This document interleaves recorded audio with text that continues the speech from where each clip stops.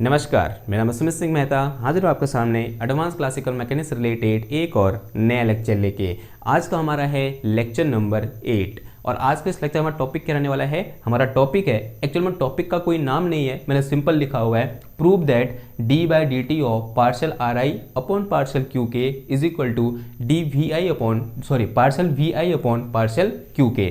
And साथ ही साथ प्रूव करना है partial vi upon partial qk dot equal to partial ri upon partial qk। यहाँ पर जो मेरे पास ri है, हम सब जानते हैं ri क्या होता है, position vector of ith particle है। qk क्या है, जनरलाइज कोऑर्डिनेट होता है। vi क्या होता है, वेलोसिटी ऑफ ith पार्टिकल होता है। और यहाँ पर जो qk डॉट है वो क्या है, जनरलाइज वेलोसिटी है। और इन दो डेटा को हमें क्या करना है, प्रूफ करना है।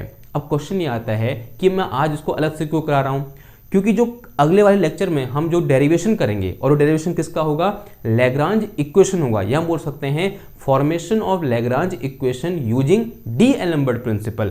तो वहां पर एक लंबा सा क्या आता है, डेरिवेशन आता है, और उन डेरिवेशन में हमें इस डेटा की क्या होती है, जरूरत होती है। तो अभी हम क्या कर ले रहे हैं, इन चीज को यहाँ पर प्रूव कर ले रहे हैं, और आने वाले लेक्चर में हम इनको एज इट इज उठा के क्या कर देंगे, पुट कर देंगे, और वहां पर हमें इनको अलग से प्रूव करने की जरूरत नहीं पड़ेगी, और हमारा जो लंबा सा डेरिवेशन है वो क्या हो जाएगा, शॉर्ट हो जाएगा। इसलिए मैं क्या करा रहा हूँ, आपको ये डेटा को अलग से क्या करा दे रहा हूँ, प्रूफ करा दे रहा हूँ। क्लियर है बात इतनी? ओके, तो अब क्या करते हैं, प्रूफ करते हैं। नाउ कैसे प्रूव करेंगे, इससे लेकर चलते हैं, RI से लेकर चलते हैं। RI क्या होता है, हमारा position vector of ith particle होता है, और हम सब जानते हैं कि इस पोजीशन वेक्टर को हम जनरलाइज कोऑर्डिनेट के टर्म में लिख सकते हैं। अगर मेरे पास कोई एक सिस्टम है और उस सिस्टम में ith पार्टिकल जो पोजीशन वेक्टर है वो मेरे पास क्या है, Ri है, then we all know that this Ri can be written as a function of generalise coordinate q1 q2 q3 dash qk dash qn t। ठीक है, ये किसका फंक्शन होगा, n number of generalise coordinate, और साथ ही साथ t का यानी टाइम का फंक्शन भी होगा। जब हमारे पास जो कंस्टेंट होगा कैसा होगा, रेहेनोमिक होगा। अगर कंस्टेंट स्क्लेरोनोमिक होगा तो उसके बाद उसमें क्या होता है, वो t का फंक्शन नहीं होता है, या बोलते हैं वहां पर एक्सप्लिसिट डिपेंडेंसी ऑन t नहीं होती है। लेकिन फिलहाल के लिए हमने क्या बोला, जो कंस्टेंट है वो कैसा कंस्टेंट है, एक रेहेनोमिक कंस्टेंट है। इसका मतलब जो r है, या बोल सकते हैं जो कंस्टेंट है वो टाइम पर भी क्या करेगा, एक्सप्लिसिटली डिपेंड करेगा। तो यहाँ पर क्या आया, टाइम भी आया। तो दिस इज अवर r। अब अगर मैं यहाँ से क्या निकालूं, ri upon partial ri upon partial qk निकालो, मैं निकाल सकता हूँ, आंसर आज निकाल सकता हूँ। कैसे, अगर मैं क्या निकाल दूँ यहाँ से, partial ri upon partial qk निकालूंगा, तो पार्शियल डेरिवेटिव करना है। देखो कैसे होगा, पहले तो किसके रिस्पेक्ट में होगा, q1 के रिस्पेक्ट में, यानी कितना आ जाएगा, ये partial ri upon partial q1 आ जाएगा। और फिर किसका होगा, q का होगा, q के रिस्पेक्ट में वो कितना आ जाएगा, 1 आ जाएगा। ठीक है, फिर क्या आएगा, बीच में प्लस आ जाएगा, फिर क्या आ जाएगा, पार्शियल ri अपॉन कितना आ जाएगा, पार्शियल q2। ठीक है, फिर q2 के रिस्पेक्ट में कितना हो जाएगा, 1 हो जाएगा, फिर प्लस एंड सो ऑन, किसके रिस्पेक्ट में कर दो, qk के रिस्पेक्ट में, तो कितना आ जाएगा, ये partial ri upon partial qk, फिर qk के रिस्पेक्ट में 1 हो जाएगा, फिर प्लस डैश n के रिस्पेक्ट में, यानी पार्शियल qn के रिस्पेक्ट में, तो यहाँ पे मेरे पास कितना आ जाएगा, ये पार्शियल ri और अपॉन कितना आ जाएगा, पार्शियल qn, और qn के रिस्पेक्ट में 1 हो जाएगा, और फिर प्लस, और यहाँ कितना आ जाएगा, अगर मैं t का q1 के रिस्पेक्ट में करूंगा तो आंसर कितना आएगा, 0 आ जाएगा। तो इसका कितना हो जाएगा, 0 हो जाएगा। ठीक है, लास्ट वाला टर्म कितना हो जाएगा, 0 हो जाएगा। तो इसका partial derivative with respect to q के क्या निकल के आया, इतना निकल के आया। अब इसी को मैं क्या कर सकता हूँ, एक बात अगर इसको गौर से देखूँ, मैं इसको शॉर्ट फॉर्म में ऐसे लिख सकता हूँ, मैं कैसे, पार्शियल, या फिर उससे पहले अगर मैं इसको, जो मेरे पास partial ri upon partial qk ये आ रखा है, इसको मैं ये भी तो बोल सकता हूँ कि it is a function of, किसका फंक्शन, देखो इस फंक्शन में ri आ रखा है। ठीक है, ri आ रखा है, और ri किसका फंक्शन है, q1 q2 q3 qk dash qn t का फंक्शन है। इसका मतलब जो partial ri upon partial qk होगा वो भी किसका फंक्शन होगा, जनरलाइज कोऑर्डिनेट और टाइम का फंक्शन होगा। तो मैं अज्यूम कर रहा हूँ कि this partial ri upon partial qk is a function of generalise coordinate q1 q2 q3 dash qj बोल दिया मैंने अभी यहाँ पर। देखो यहाँ मैंने क्या बोला, qk बोला, यहाँ मैंने क्या बोल दिया, qj बोल दिया। ऐसा मैं कर सकता हूँ। ठीक है, के लिखो, जे लिखो, ए की बात हुई। के भी यहाँ कहाँ से कहाँ वेरी कर रहा है, 1 से लेकर n तक वेरी कर रहा है, और यहाँ भी जे कहाँ से कहाँ तक वेरी करेगा, 1 से लेकर n तक। ऐसे मैं चेंज कर सकता हूँ, उससे कोई फर्क नहीं पड़ता। मैं यहाँ पर जे की जगह m भी लिख सकता है, n भी लिख सकता था, के भी लिख सकता था, जो मेरी मर्जी हो मैं लिख सकता हूँ। ठीक है, मैंने क्या ले लिया, मैं जे ले लिया, एंड सो ऑन। कहाँ हो जाएगा ये, क्यू एन और कॉमा टी। ठीक है, मैंने क्या जूम कर लिया कि जो मेरे पास partial R I upon partial Q K है वो किसका फंक्शन है, Q1 Q2 Q3 data dash Qj और data dash Qn and comma T का क्या है, फंक्शन है। इतनी बात समझ में आ रही है ना। अब मुझे क्या चाहिए, इसका टाइम डेरिवेटिव चाहिए इस फंक्शन का। अगर मैं यहाँ से क्या निकालूँ, टाइम डेरिवेटिव ऑफ किसका, this D R I sorry partial R I upon partial Q K का निकालूँ, क्या आ जाएगा ये, partial R I upon partial Q K. इसको मैं कैसे लिख सकता हूँ, देखो partial derivative of this function यानी कितना आ जाएगा ये, partial F upon partial T आ जाएगा, and this will be equal to, देखो कैसे लिखोगे, पहले क्या होगा, पार्सल डेरिवेटिव किसका, एफ का विद रिस्पेक्ट टू Q1, होगा नहीं होगा, आंसर है हाँ जी होगा। फिर Q1 का होगा किस रिस्पेक्ट में, टाइम के रिस्पेक्ट में, और कैसा डेरिवेटिव, यानी कितना आ जाएगा, ड्यू Q1 अपॉन कितना आ जाएगा, डी टी आएगा। ठीक है, फिर क्या आएगा, प्लस फिर f का derivative with respect to Q2 partial derivative यानी partial f upon partial Q2, फिर Q2 का टाइम डेरिवेटिव यानी dQ2 अपॉन कितना आ जाएगा, dt आ जाएगा, फिर प्लस एंड सो ऑन, किसका होगा, फिर किसके रिस्पेक्ट में होगा, Qj के रिस्पेक्ट में यानी partial f upon parcel Qj आया, फिर क्या होगा, Qj का टाइम डेरिवेटिव यानी कितना आ जाएगा, पार्सल Qj अपॉन कितना आ जाएगा, पार्सल t आएगा, फिर सॉरी फिर कितना आएगा, प्लस डेटा डैश प्लस का कितना आ जाएगा, क्यू एन के रिस्पेक्ट में, ये आ गया मेरे पास कितना, partial Q upon sorry partial F upon partial Q N, और इनटू कितना आ जाएगा, क्यू एन का टाइम डेरिवेटिव।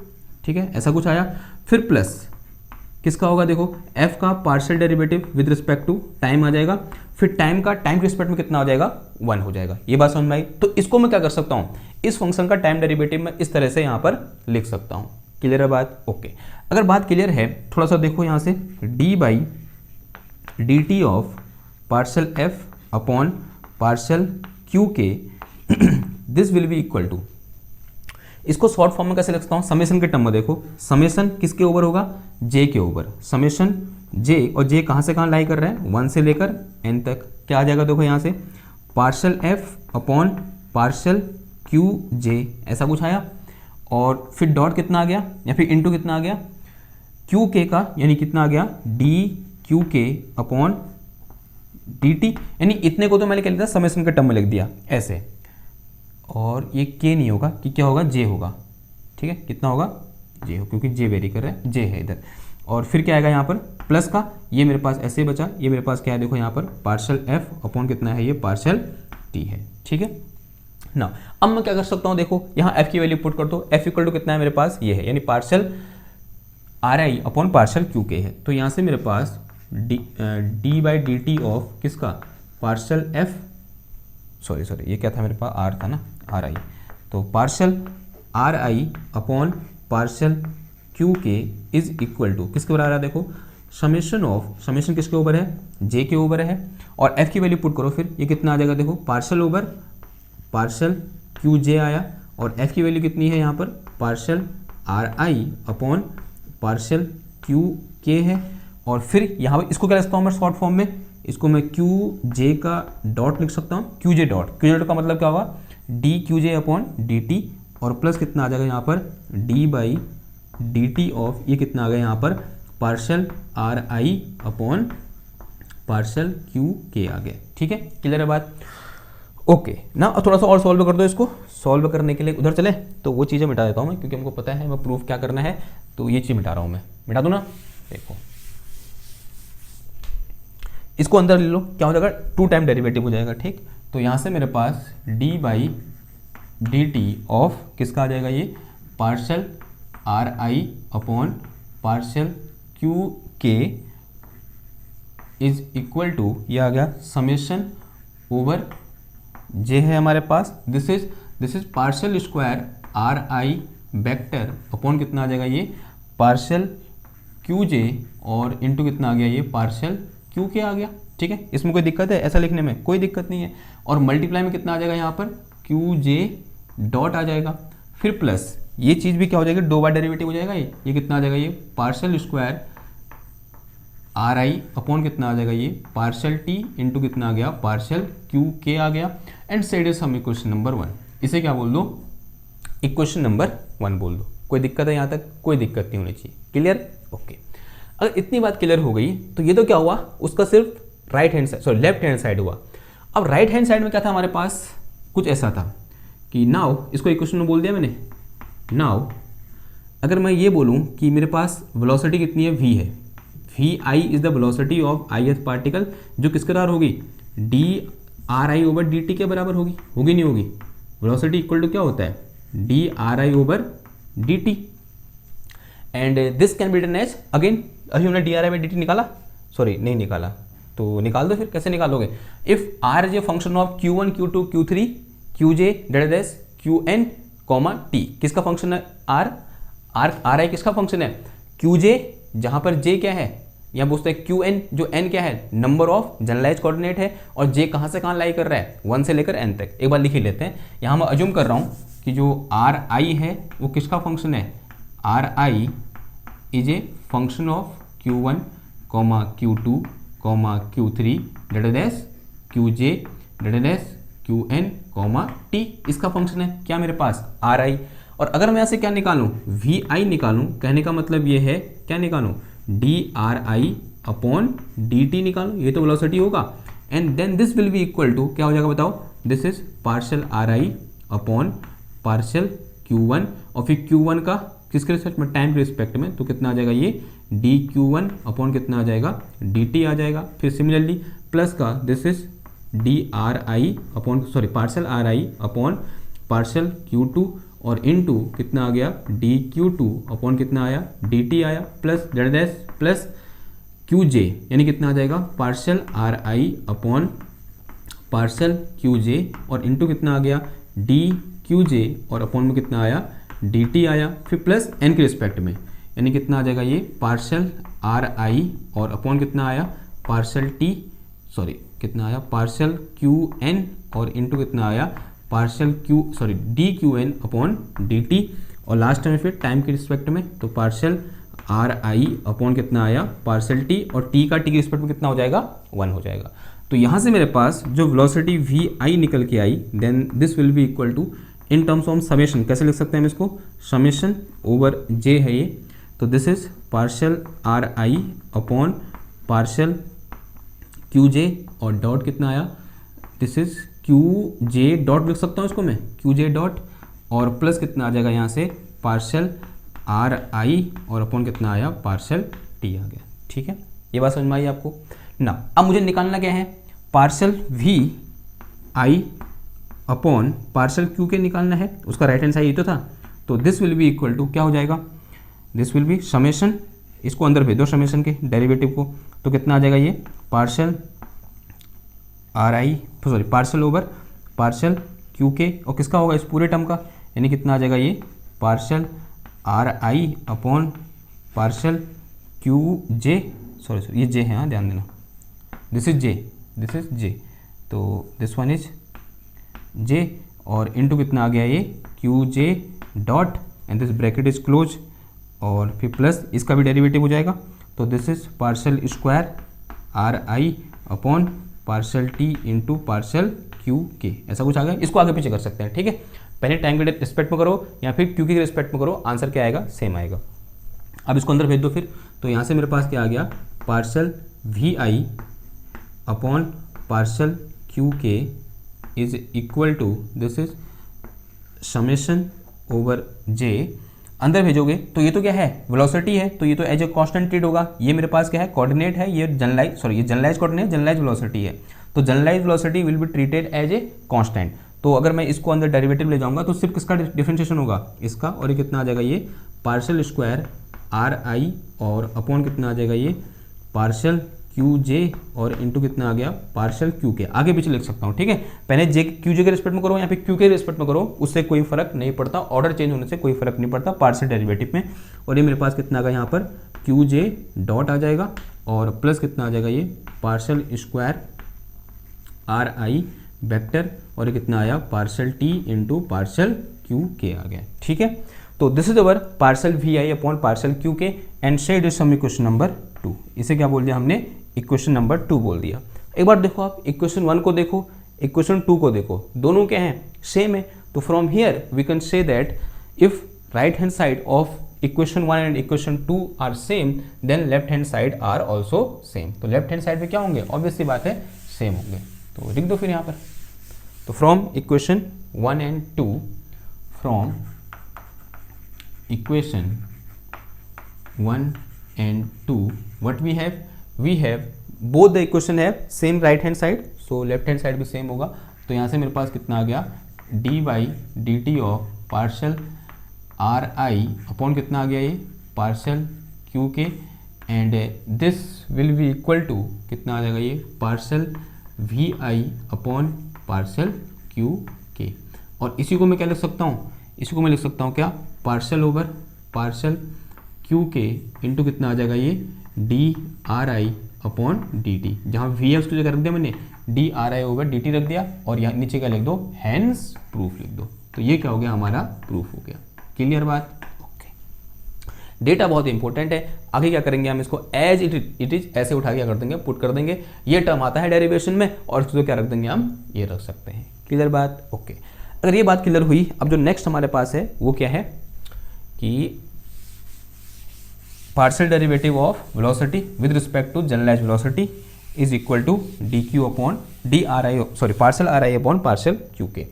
नाउ हमें क्या प्रूफ करना है, आप हमें कुछ ऐसा प्रूफ करना है कि partial V I upon partial Q K is equal to किसके बराबर है, partial R I upon partial Q K बराबर है। जहां मेरे पास क्यू के डॉट जो मैंने लिखा है, ये क्या है, एक जनरलाइज्ड वेलोसिटी है। और जनरलाइज्ड वेलोसिटी क्या होती है, कल ही हमने क्या कर रखा है, डिस्कस कर रखा है। तो सिंपल अभी हमने क्या निकाला है, यहाँ पर वी आई निकाल रखा है। तो यहाँ पर इसके लेफ्ट हैंड साइड में, तो देखो अगर मैं लेफ्ट हैंड साइड लेकर चलूंगा तो लेफ्ट हैंड साइड क्या है इसका, partial V I upon partial Q K dot है। तो this will be equal to partial over partial Q K dot. तो वी आई की वैल्यू यहाँ से उठाकर रख दो, ये मेरे पास वी आई निकल के आ रखा है। तो V I is equal to कितना है मेरे पास, summation of this is partial R I upon कितना आ गया, ये पार्शियल क्यू जे, और डॉट कितना आ गया, ये क्यू जे डॉट आ गया सॉरी, और फिर प्लस कितना आ गया सॉरी, ये मेरे पास आया कितना, partial R I upon partial T and this bracket is close. ठीक, तो अंदर ले जाओ फिर इसको। तो समेशन किसके ऊपर है, जे के ऊपर। तो समेशन ओवर जे, तो ये तो कांस्टेंट होगा because this is a differentiation with respect to generalised velocity. तो डिफरेंशिएशन किसका होगा, जनरलाइज्ड वेलोसिटी का। तो कितना आ गया, ये partial R I over partial Q J, और इनटू कितना आ जाएगा, ये partial Q J dot upon कितना आ गया, पार्शियल क्यू के डॉट आ गया, और प्लस कितना आ गया, इसका डेरिवेटिव। देखो ये क्या मेरे पास क्या है, partial R I upon partial T है, and R I is a function of generalized coordinate and time. तो यहाँ जनरलाइज्ड वेलोसिटी है ही नहीं, तो ये क्या होगा, एज ए कांस्टेंट ट्रीट होगा किसके लिए, जनरलाइज्ड वेलोसिटी के रिस्पेक्ट में जो हम क्या करेंगे सॉरी डेरिवेटिव करेंगे। किधर है बात, यानी इसका डेरिवेटिव कितना हो जाएगा, 0 हो जाएगा। तो इसको ऐसे रहने दो, ये 0 हो गया। ठीक, इसका डेरिवेटिव इज 0।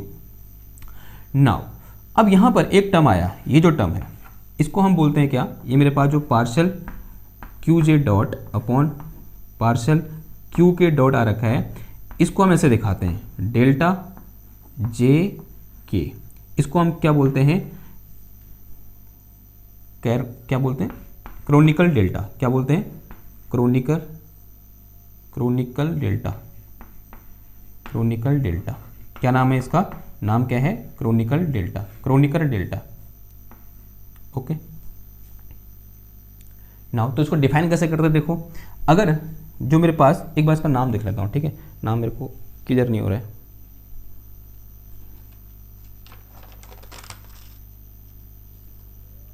हाँ सही है, क्रोनिकर ही होता है, कर होता है। ठीक है, क्रोनिकर डेल्टा के स्पेलिंग में गड़बड़ हो ना, ई होता है। हाँ, क्रोनिकर ई होता है, क्रोनिकर डेल्टा। क्लियर बात। अब इसको डिफाइन करते हैं, देखो कैसे डिफाइन करते हैं। जो मेरे पास डेल्टा जे के होता है, इसकी वैल्यू 1 होती है। कब, when J equal to K, जब जे किसके बराबर होगा, के बराबर होगा।